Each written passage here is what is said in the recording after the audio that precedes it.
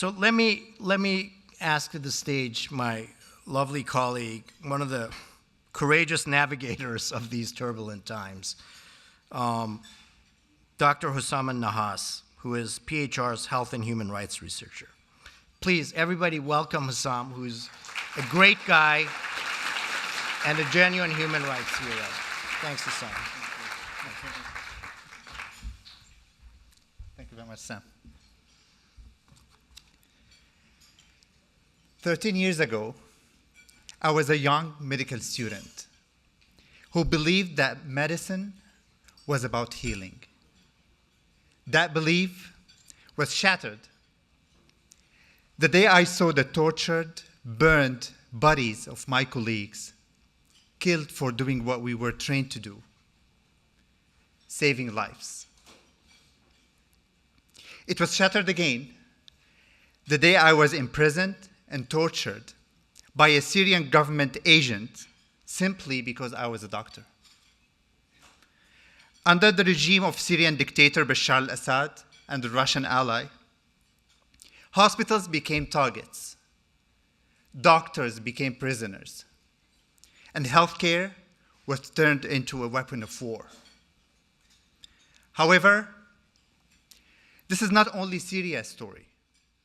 Attacks on healthcare have risen 62% globally since 2022, with 3,623 attacks last year, from Gaza to Ukraine to Sudan, where just yesterday, 460 people were killed at a hospital.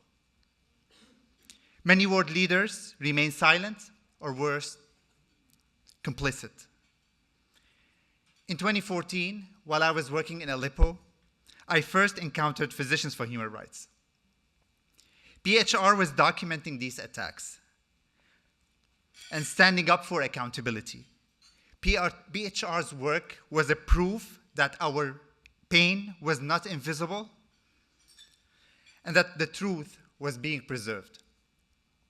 I later joined PHR in 2020 to document, to seek justice, and to remind the world that impunity anywhere threatens humanity everywhere.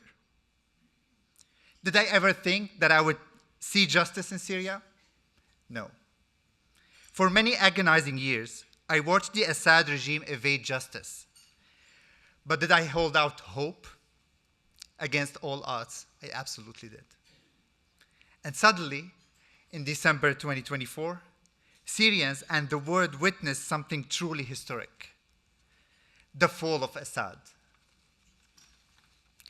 When the regime crumbled, Syrians could finally move forward with healing.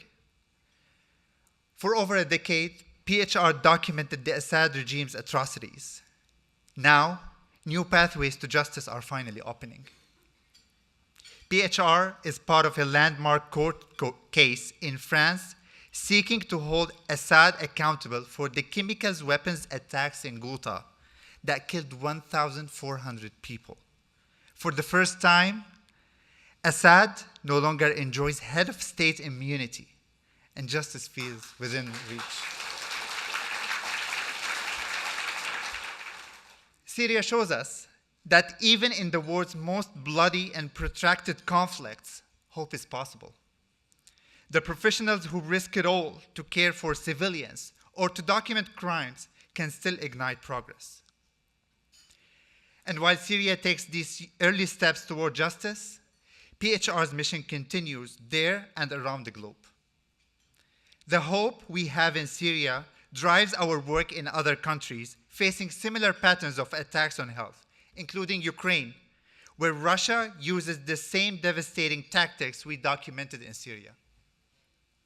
It's my honor to introduce my brilliant colleague, Uliana Poltavets, who has bravely led PHR's work in Ukraine since 2022, even while facing bombardment, air raid sirens, and personal loss. She is a researcher, a trainer, an advocate, and an expert who documents war crimes, supports survivors, and stands firm for truth. Even when light is dim, it's people like Uliana who shine. Please join me in welcoming her to the stage.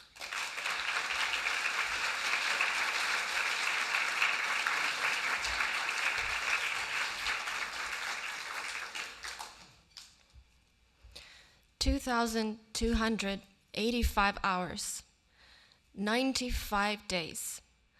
This is the total time that air raid sirens have sounded in my home city, Kyiv, since the start of the full-scale invasion by Russia.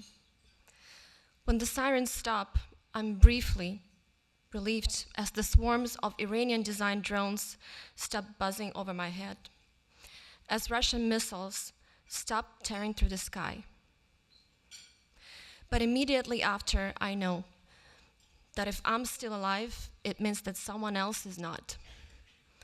A neighbor, a colleague, a child. My friends and I say that we only meet at funerals now. Death is a constant companion. But even in the grimmest hours, we Ukrainians and people who stand with us, like my colleagues at Physicians for Human Rights, we find ways to generate light out of the darkness. When Russia's full-scale invasion started back in 2022, I joined PHR because I knew that its global expertise could make a real difference at home. And together we have done just that. With our partners in Ukraine and internationally around the world, we have traversed the country to document violent attacks on health. We've been at the scenes of bombed maternity hospitals, inspected bullet-ridden ambulances, and we've interviewed clinicians who were tortured for doing their jobs. Together, we have documented a staggering 2,000 attacks on health. We've shown the world that these are not merely random strikes, but a deliberate strategy of Russia's war. Our research is now being used in legal investigations in Ukraine and internationally. Our collaboration with international accountability mechanisms at the UN and beyond brings hope to survivors that justice will be served. PHR has also helped to mobilize courageous health workers of Ukraine. Ukrainian clinicians that PHR trained are now using survivor-centered, trauma-informed approaches and practices to document sexual violence and torture.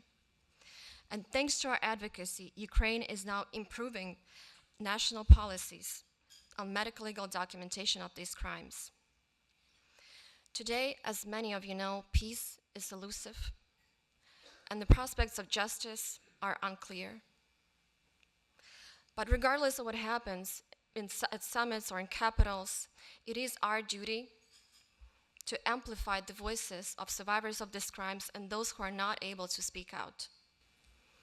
Behind every report that PHR produces, every policy, there are human beings who deserve recognition, dignity, and justice. As we gather here tonight, thousands of Ukrainians still remain in Russian captivity, suffering torture. Among them are healthcare workers. For example, a medic who was imprisoned by Russian forces while pregnant. PHR advocated for her and others' release. Today, this medic is leading a rehabilitation program for other women who endured captivity. And thanks to PHR training, she is now equipped to document their stories. Remarkable people like her keep me going. They show why PHR's work matters, why I keep going despite the hopeless mornings after each mass attack. Because without documentation, there can be no accountability. Without accountability, no justice. And without justice, no lasting peace. Your support and generosity fuels this work. Every investigation, every training, every healthcare worker that we empower depends on people around the world who choose action over silence, on people like you. Ukraine is fighting for its survival, but it's also fighting for universal principles that safeguard all of us: the protection of health, the sanctity of life, and the pursuit of justice. And this is what PHR stands for. Thank you.